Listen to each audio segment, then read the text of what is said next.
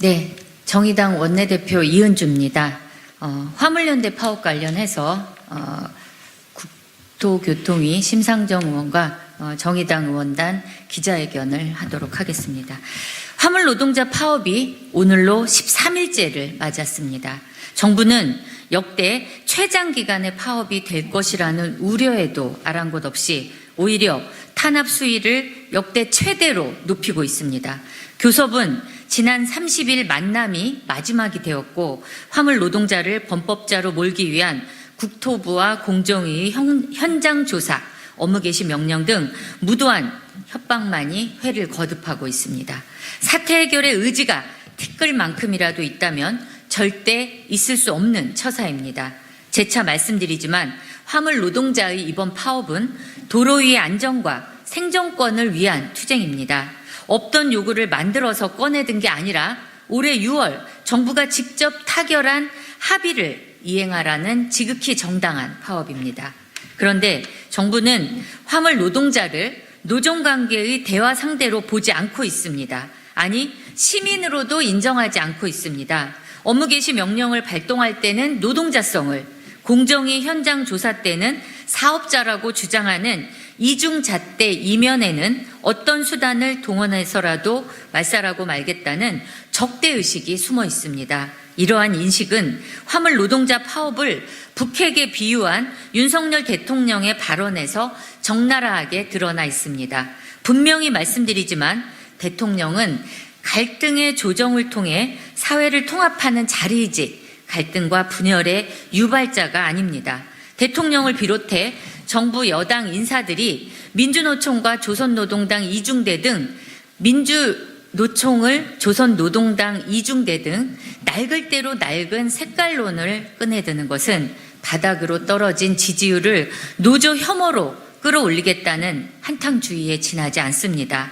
그것은 통치는커녕 법치조차 될 수 없습니다. 정부 인사들에게도 한 말씀 드립니다.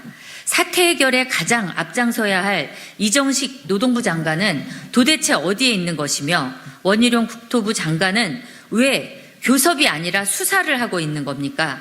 이정식 장관과 원희룡 장관이 있어야 할 곳은 교섭장과 국회 상임위원장이지 현장을 탄압하러 다니는 그것은 아닙니다. 만일 이번 사태가 평화적으로 해결되지 않고 끝내 파국을 맞는다면 주무장관인 노동부 국토부 장관 모두 그 책임에서 자유롭지 못할 것입니다. 윤석열 대통령에게도 촉구합니다. 노동에 적대적인 사람은 정치인이 될 수 없다는 말은 올해 6월 화물 노동자 파업 당시 윤석열 대통령이 직접 한 말입니다. 화물 노동자 파업을 둘러싼 갈등이 극에 달한 지금 대통령이 다시 새겨야 할 말입니다. 윤석열 대통령은 이제 그만 검찰총장식 공안 행정을 멈추고 대화와 타협의 정치로 돌아올 것을 강력히 촉구합니다. 이상입니다. 네, 다음은 심상정 의원님. 네. 화물연대 파업이 13일째 이어지고 있습니다. 윤석열 대통령은 처음부터 불법 파업이고 경제 위기를 선동한다고 독한 말을 쏟아내더니 급기야는 화물연대를 북핵과 같은 위협이라고 말하고 또 국민의힘에서는 민주노총을 북한의 주장에 동조하는 세력이라고까지 말했습니다. 노동자 시민을 불법 파괴 세력으로 모는 것도 모자라서 이제는 종북 세력으로 몰아가고 있습니다.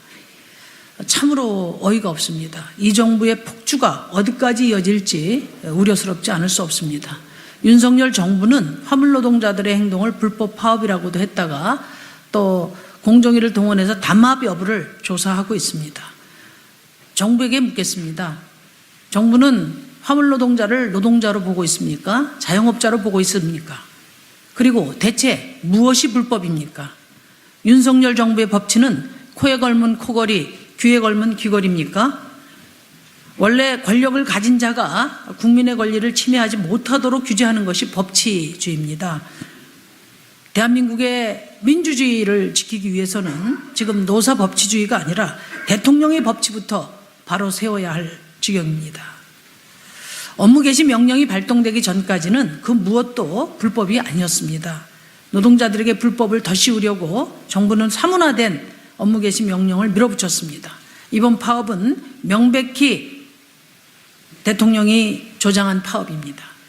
윤석열 대통령은 노동자를 적으로 삼고 공격해서 지지율이 조금 오르니까 캐캐묵은 색깔론까지 지금 동원하고 있습니다.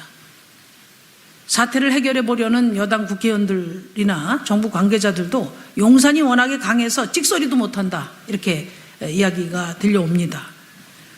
자신의 무능과 실정을 만회하기 위해서 화물 노동자들을 희생양으로 삼는 매우 질 나쁜 정치 기획을 중단하십시오.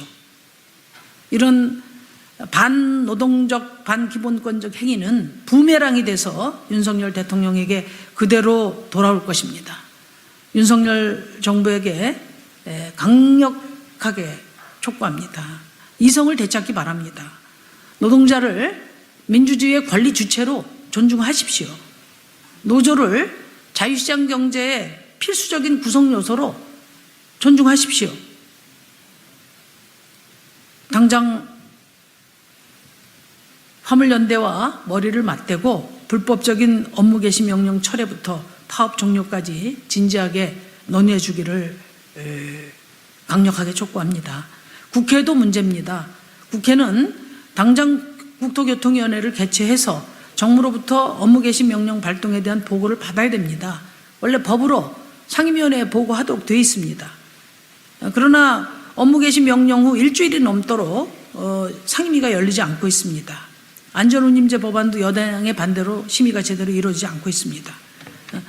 국회가 법적으로 규정된 권한을 행사하지 않고 직무를 유기하니까 급기야 국제노동기구 같은 데서 개입하고 나섰습니다.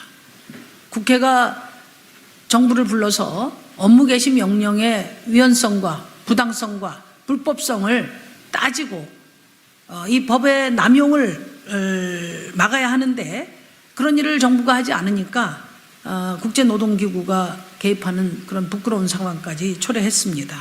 저는 양당에게 강력하게 촉구합니다. 특히 민주당에게 요구합니다.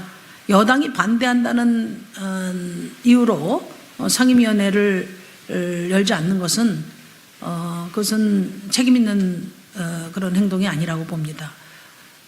법에 업무 개시 명령을 하면 상임위원회에서 상임위원회를 소집해서 보고하도록 되어 있기 때문에 그 법적 절차에 따라서 오늘이라도 빨리 상임위원회를 소집하고 장관을 출석시켜서 업무 개시 명령의 부당성 그리고 강력한 철회를 촉구해야 된다고 생각합니다.